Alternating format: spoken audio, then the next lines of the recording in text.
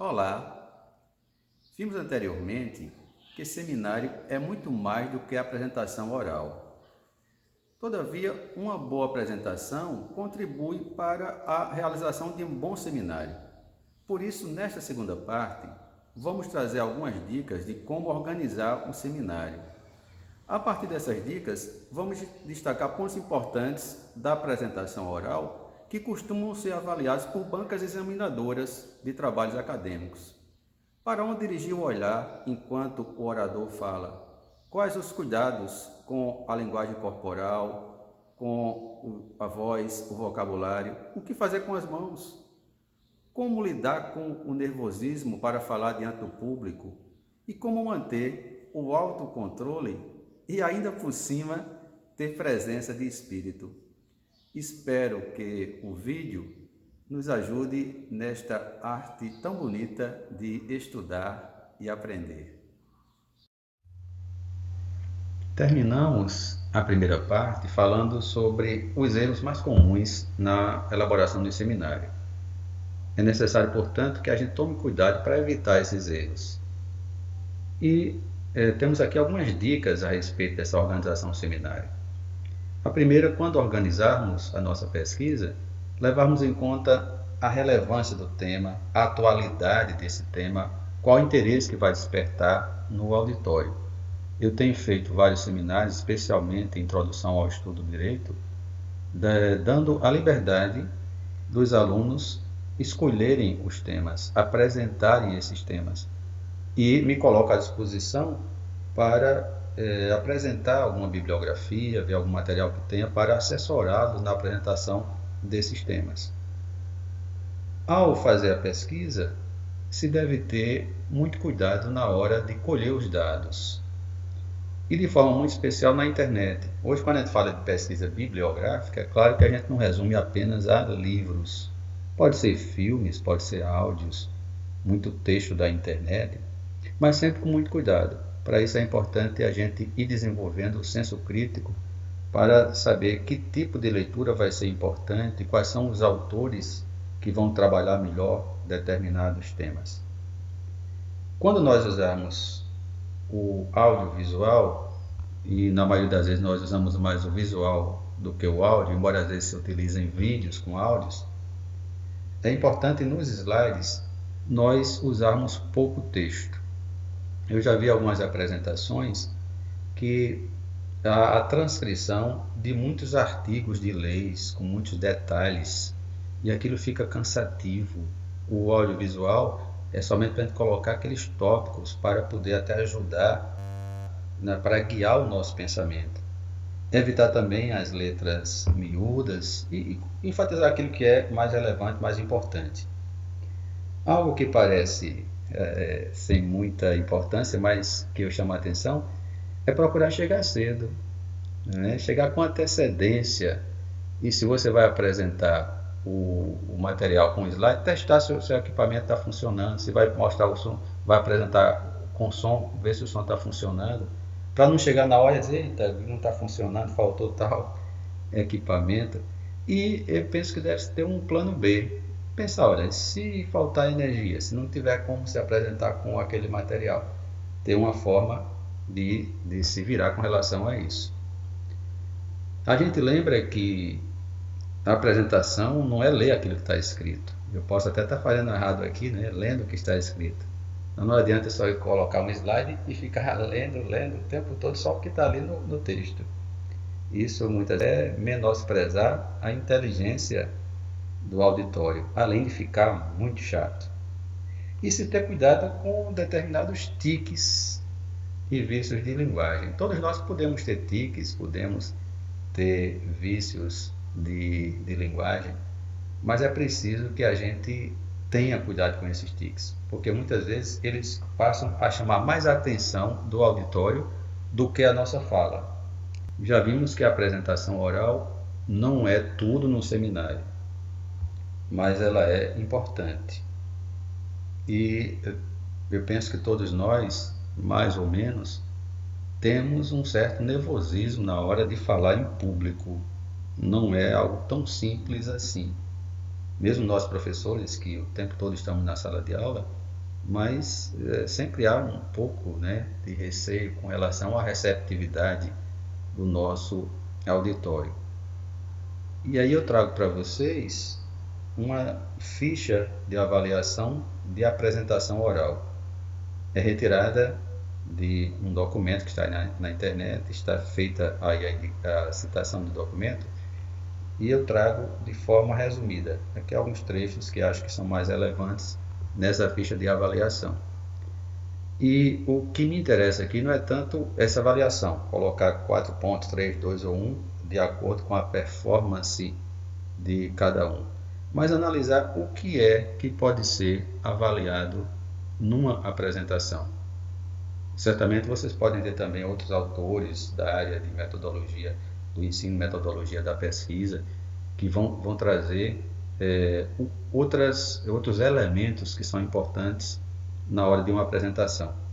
Mas a gente começa aqui com o contato visual, o olhar. O ser humano é tão interessante, né? Ele precisa desse contato visual, quando esse contato visual pode ser feito. Você vai, às vezes, para um consultório médico, vai ser atendido por um advogado, por algum profissional, e depois você sai reclamando, dizendo, olha, ele nem olhou para mim. Ele pode até estar de cabeça baixa, mas outra coisa, não olhou para mim, como se não desse atenção às pessoas. Daí a necessidade de se ter esse contato visual. É claro que você também não pode ficar o tempo todo olhando, por exemplo, somente para uma pessoa do auditório, porque senão de repente vão achar que vai ser assédio estar olhando somente para uma pessoa. Mas na medida do possível, se tentar olhar para o público quase o tempo todo, fazer contato visual direto com a maioria das pessoas. Ter o cuidado na sala de aula de caminhar para um lado e para o outro, se você dá aula em pé e caminhando, para não ficar somente de um lado da turma, e procurar fazer esse contato visual.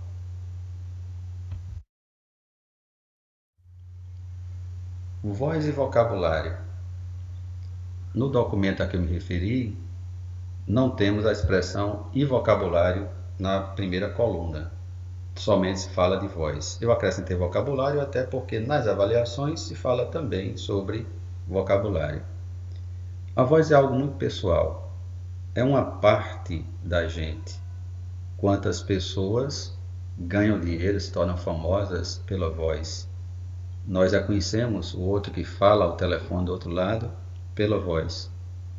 E é com a voz que Deus nos deu que nós vamos ter que trabalhar na exposição oral, tentando trabalhar de maneira melhor possível essa voz que nós temos. O cuidado maior é ao pronunciar as palavras de forma que todo o auditório possa compreender, possa entender claramente o que está sendo pronunciado. Evitar falar rápido demais ou muito baixinho. Devemos também trabalhar a norma culta da língua, e aí já tem a ver com vocabulário. Se estamos na universidade, vamos trabalhar com norma culta. O que não significa dizer que trabalhar norma culta é falar de forma hermética, de forma complicada. Muito pelo contrário. E se deve ter o cuidado de sempre adequar a nossa linguagem ao público que nos ouve. Se você vai dar uma entrevista numa rádio, por exemplo, aí não se trata de um seminário, mas somente para uma questão de ilustração. Você vai dar uma entrevista numa rádio e sabe que ela vai ser ouvida por pessoas simples, pessoas do povo. De que adianta estar gastando o juridiquês para não ser compreendido? E aí nós vamos ter aquela comunicação que não comunica. Preparação e prática. No documento se coloca em dois tópicos diferentes, uma de preparação e outra prática, mas a prática, bem da verdade, está muito ligada a essa organização e a preparação, para saber se o seminário foi ensaiado, se a turma ensaiou o seminário. E na hora da apresentação oral, é possível a gente perceber quando o grupo não se preparou. E é possível a gente ver o expositor Quando ele se prepara, ele vai fazer as transições suaves entre partes da apresentação, não aquelas transições bruscas. Por exemplo, você começa a falar sobre um tema e para, ele vai dizer, agora eu vou falar sobre isso. Depois para, agora eu vou falar sobre aquilo. E agora sobre o que é que eu vou falar? E não há uma articulação entre as partes do discurso. Também, quando a gente se prepara, é possível a gente perceber que não há aqueles vícios de pausa, aqueles atrasos grandes quando se consulta o material. Até porque é importante na apresentação você levar algum material, não vai confiar somente na sua memória. E você pode consultar, deve consultar o material. Mas percebe quando não houve preparação, quando você fica procurando, às vezes na hora, o que é que você vai falar que não acha no material. Isso vai ser um indício de que não houve uma preparação e que a prática ou a performance demonstra que aquela apresentação não foi ensaiada. O ritmo. Ritmo é a cadência da música e ritmo tem muito a ver com o tempo.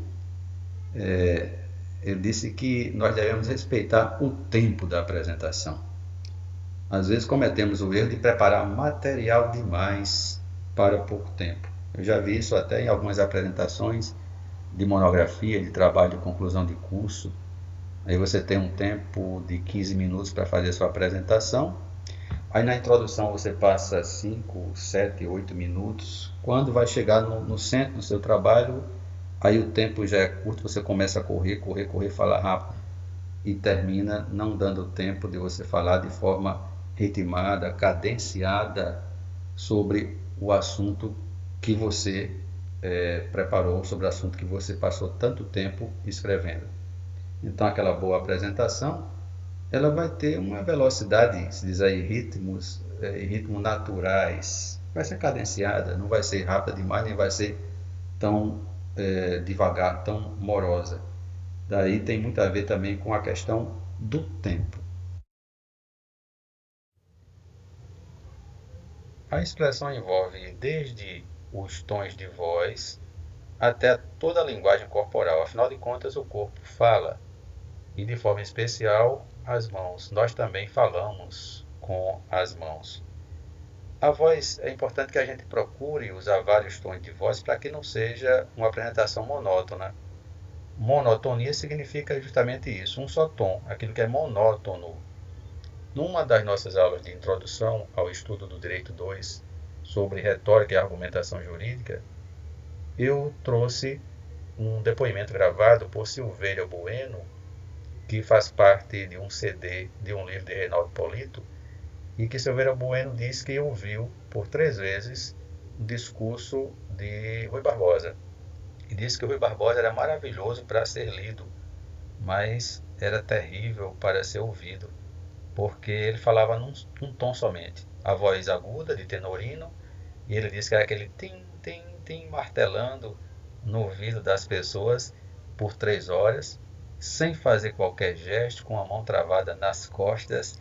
Aí disse que era um horror para ser ouvido, mas para ser lido era maravilhoso.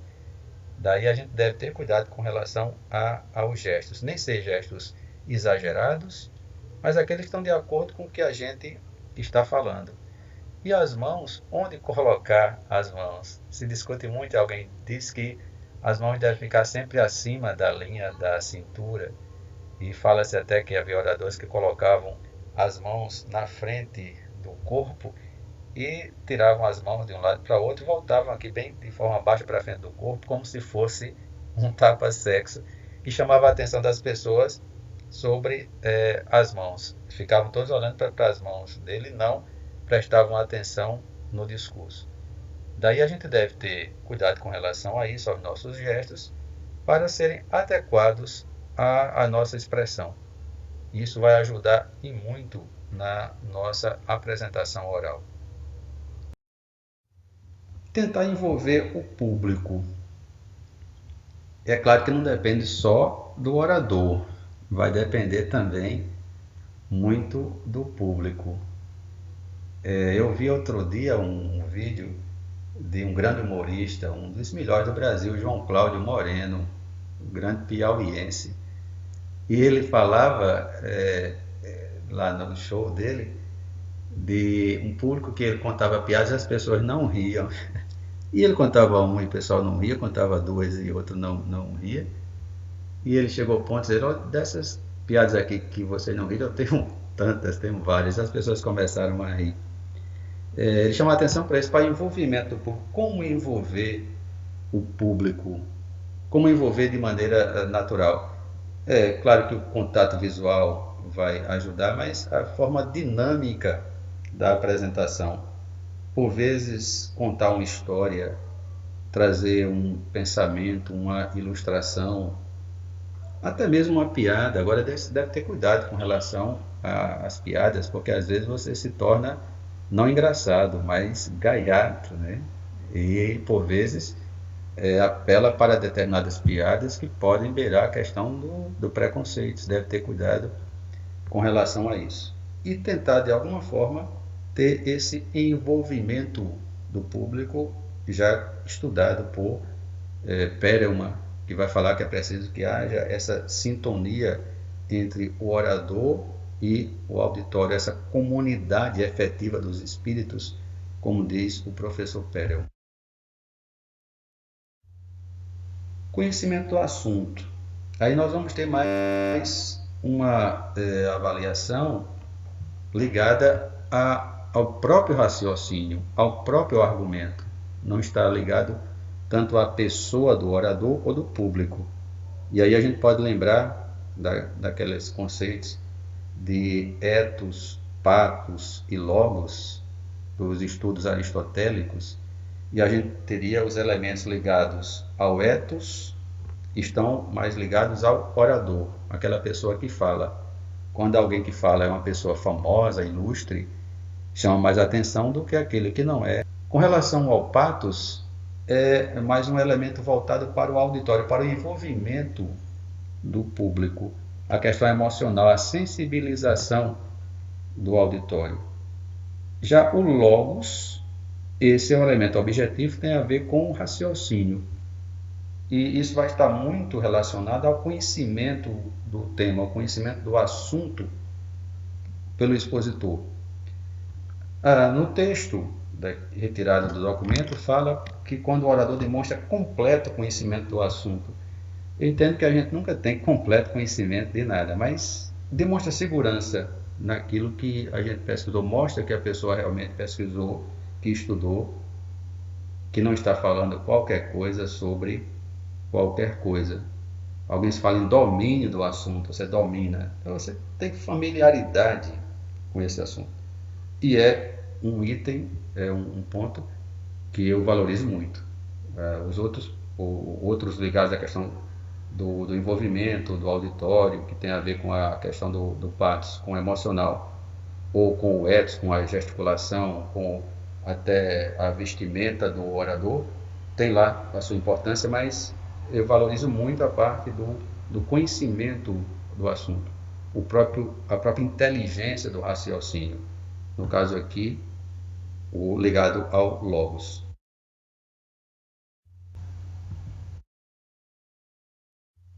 Chegamos, por fim, ao equilíbrio, o domínio de si mesmo. Como manter o equilíbrio diante de um público para quem você vai falar? Falar em público não é tão simples, tão fácil como pode parecer. Algumas pessoas têm bloqueio quando vão falar em público. E existem técnicas. Vocês podem procurar vários autores. Na internet tem muitas aulas a respeito de como falar em público, como diminuir a timidez, enfrentar problemas relacionados ao nervosismo que todos temos quando vamos falar em público. Eu, pessoalmente, sempre tive problemas com a timidez. A timidez me atrapalhava muito no meu desempenho.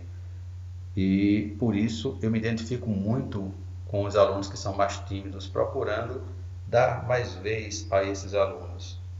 E quando aqueles não conseguem mesmo apresentar um seminário lá na sala de aula, ainda permito que gravem um áudio, gravem um vídeo e me mandem como uma forma de exercitar a sua capacidade de oratória, a sua capacidade de falar, de expressar o seu enunciado, o seu argumento.